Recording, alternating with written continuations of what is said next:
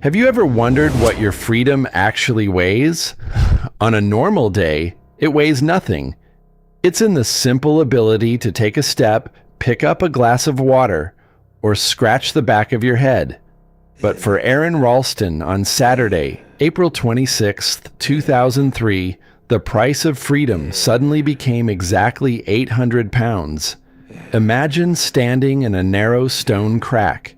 Your right hand is bolted to cold granite. Around you is the absolute silence of the Utah desert. You have no phone. No one in the world knows where you are. And you have exactly 27 ounces of water left. This isn't the start of a thriller movie. This is the beginning of 127 real hours that would change everything we know about what a human being is willing to do just to see one more sunrise. Aron is 27 years old. He's a brilliant intel engineer and a loner. That morning, he felt like he owned the world.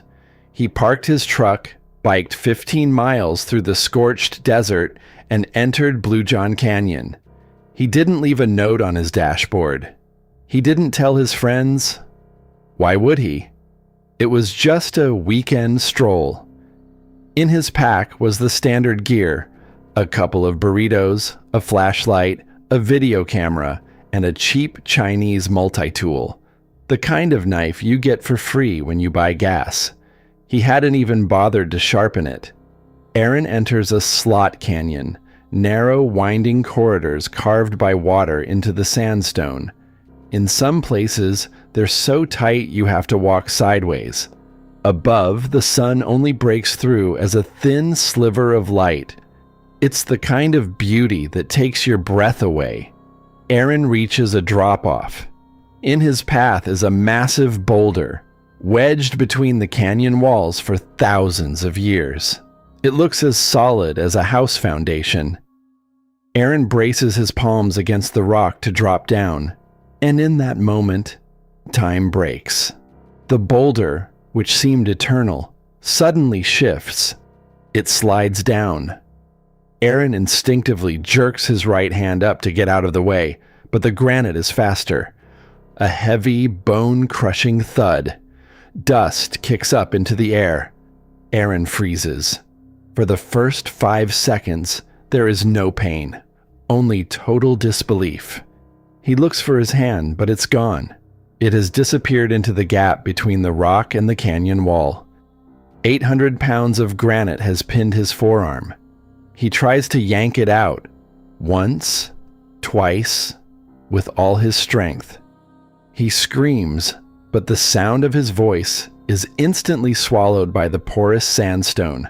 No echo, just his heavy breathing and the smell of kicked up dust. 3 hours pass. Shock turns into analysis. As an engineer, Aron starts looking for a technical solution. He tries to rig a pulley system from his climbing rope to lift the rock. He spends all his energy, but the boulder doesn't even vibrate. He pulls out his knife. He tries to chip away at the sandstone around his hand to clear even an inch of space, but the blade dulls against the granite in 5 minutes, leaving nothing but pathetic scratches. At 6 p.m., the shadows in the canyon turn black. The sun is gone. Aron realizes the first terrifying truth. He is going to be here for a long time. He opens his water bottle. He takes one tiny sip. The water feels like the most delicious thing on earth, but he knows this is his fuel, and it's running out fast. By 10 p.m., the temperature drops to 40 degrees. Aron is wearing only light shorts and a t-shirt. He begins to shake violently. His body is trying to stay warm by burning its last calories. He stands pressed against the cold stone. His right hand is already numb. It is slowly dying from lack of blood. On this first night, Aron looks at the stars, barely visible in the narrow crack above him, and realizes tomorrow no one will miss him at work, or the day after. He is alone against the rock, and for now, the rock is winning. Have you ever wondered what you would say to your loved ones if you knew for sure it was your last conversation? No script, no preparation, just looking into a camera lens while your mouth is so dry your tongue sticks to the roof of your mouth. On the second day, Aron Ralston stopped being just a hiker in trouble. He became the documentarian of his own death. Sunday began with what Aron called the golden hour. For 15 minutes, the sun shines directly into the crack, warming his face. These are the only 15 minutes in the day when he isn't shivering. He pulls out his video camera. With his left hand, clumsily, he presses record. My name is Aron Ralston. My parents are Don and Joyce Ralston of Inglewood. If anyone finds this, please tell them I love them. He isn't recording this for social media. He's recording it because he knows his body will likely be found months, maybe years later. He wants to leave a trace. He explains to the camera how his gear works and how he tried to move the boulder. The engineer in him doesn't sleep, even on the doorstep of death. Monday is the day the world around Aron starts living its normal life. In Denver, Aron's coworkers arrive at the Intel office. They see his empty desk. Someone jokes, Ralston's probably stuck in the mountains again. No one sounds the alarm. He's a pro. He always comes back. In the canyon, Aron hears a sound, a distant, faint hum. Is it a helicopter? Or just the wind in the rocks? He screams. He yells until he blows out his vocal cords.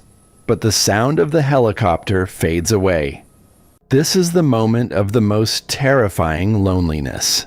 You realize that the world just 6 miles away is drinking coffee, making plans, laughing, while you are standing in a stone coffin, and for that world, you no longer exist.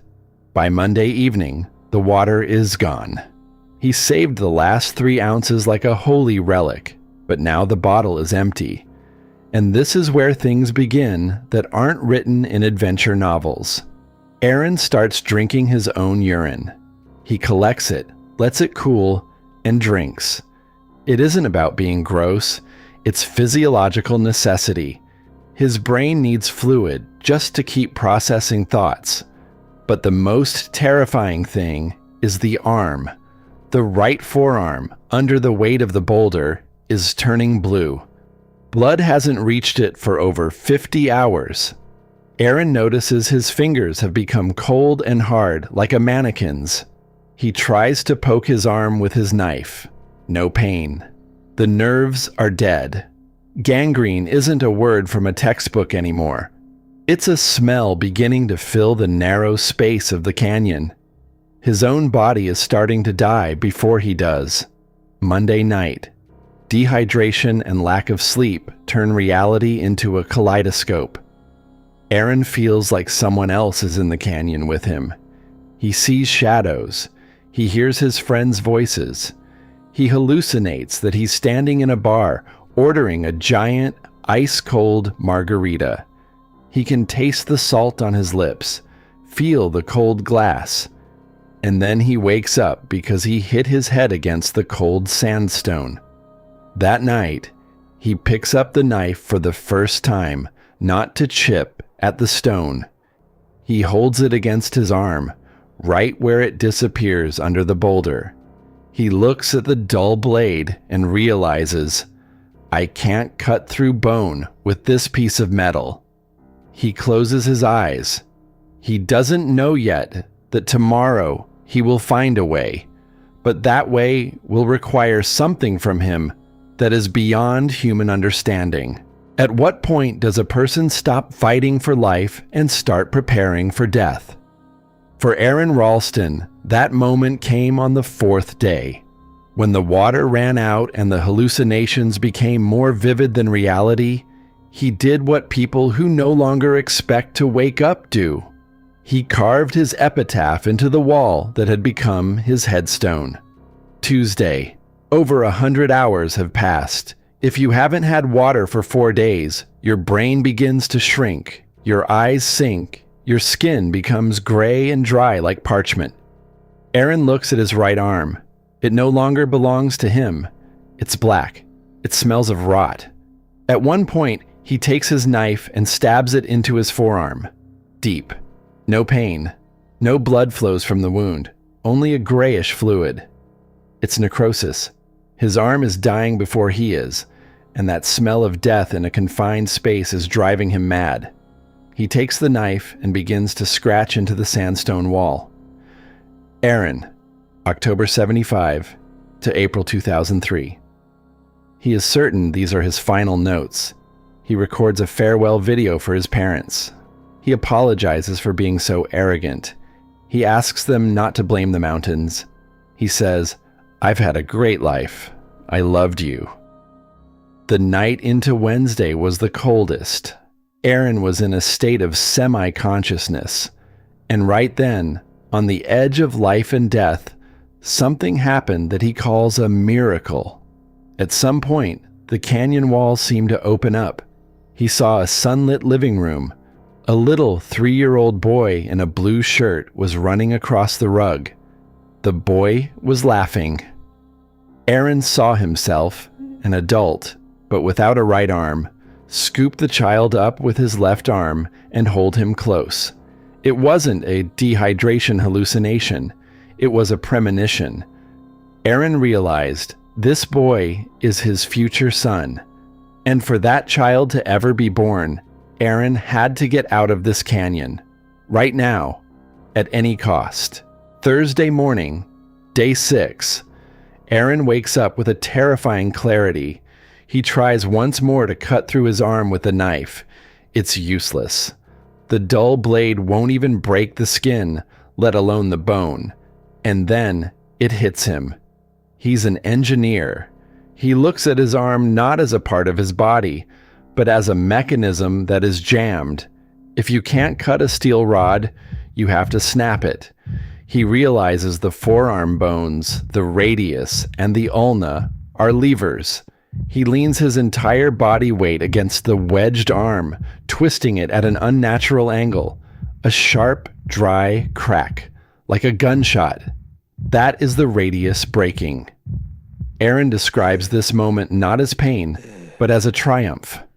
"It was the most beautiful sound I ever heard in my life," he would say later.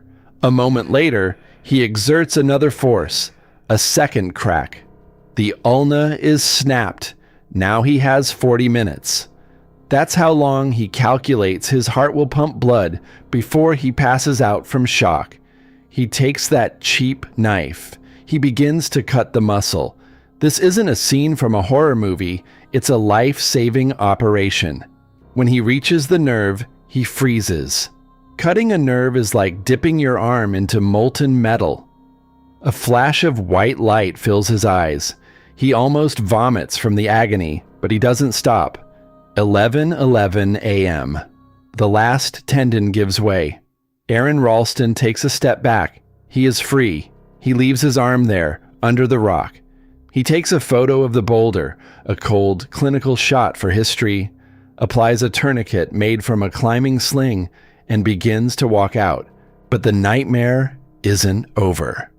To get to the desert floor, he has to rappel down a 65-foot vertical cliff with one arm. He rigs the rope using his teeth and his remaining hand. As he slides down that wall, dangling over the abyss, he feels a strange, terrifying euphoria.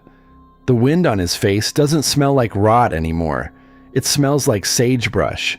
It smells like life. He walks for 7 miles through the 100-degree heat of the Utah desert. He is a walking skeleton. He finds a stagnant pool of rainwater, filled with silt and dead insects, and he drinks it like it's the finest champagne on earth. He is dying, but he refuses to stop. Then he sees them. 3 figures on the horizon. Eric and Brenda Mayer and their son vacationing from the Netherlands. Imagine their horror. Out of the shimmering heat waves emerges a man covered in dried blood, his clothes in tatters, a bloody stump where his arm should be. Eric Meyer later said he thought he was seeing a hallucination. Aron looks at them, his voice a raspy whisper, and says, "I need help. My name is Aron Ralston." The Meyers give him their water, but they have to force him to sip it. His body is in such deep shock that his organs are shutting down. They walk with him for another hour, Eric marveling at the mechanical, robotic determination in Aron's stride. He wouldn't sit down. He knew if he sat down, he'd never get up. Then, the sound of rotors. A Black Hawk helicopter. The authorities had found his truck and were scouring the area. When the paramedics jump out, they see a man who looks like he's risen from the dead. Inside the chopper, as the adrenaline finally begins to drain away, the medic looks at the tourniquet. It was the only thing keeping Aron's heart beating. At St. Mary's Hospital in Grand Junction, the news had already broken. Hiker amputates own arm to survive. Aron's parents, Donna and Larry, were racing across the state. They had spent the last 24 hours in a nightmare of their own, knowing their son was missing. When Donna entered the room, she didn't see the Iron Man the news was talking about. She saw her son, frail, hooked up to tubes, looking like he had been through a war. A long silence filled the room. Then Aron looked at his mother and said the only thing that mattered. "I'm sorry I didn't tell you where I was going." The recovery was long.